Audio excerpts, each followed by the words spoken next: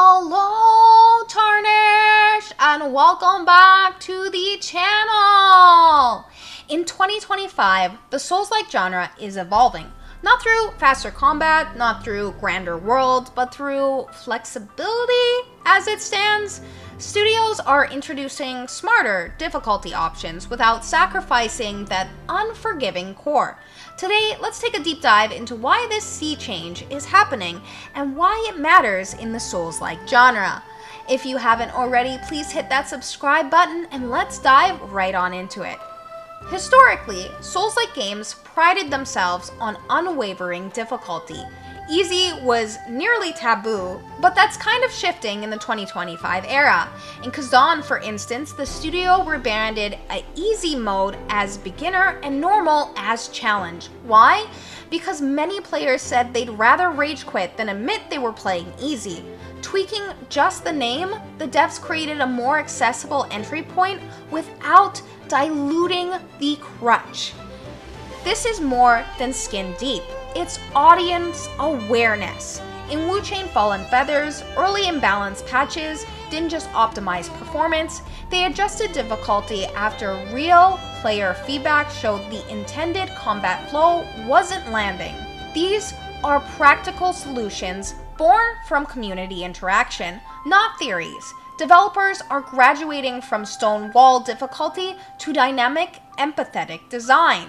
The Souls-like audience is broader than ever right now. Action RPGs used to be niche, now they're mainstream, but staying exclusive costs growth, and it also costs devs lots of money. We want to be able to introduce as many new players into the Souls-like genre as possible, but when the difficulty level is too high, it creates a barrier that a lot are not willing to jump over. Introducing difficulty options doesn't break the game, it lets more players enjoy what's unique about it in the first place. Imagine your friend wants the story but struggles with bosses. A scalable challenge gives them access.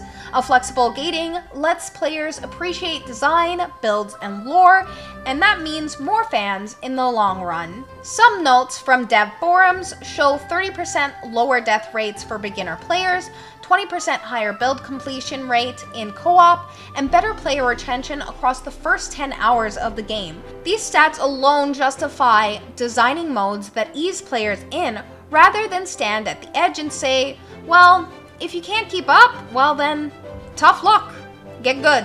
Now, the art of offering flexibility without compromising challenge, this means tiered balance. Second tier HP, longer parrying windows, slight stat tweaks without a consolation prize. In other words, let beginners survive longer, but let the experience still get crushed with style.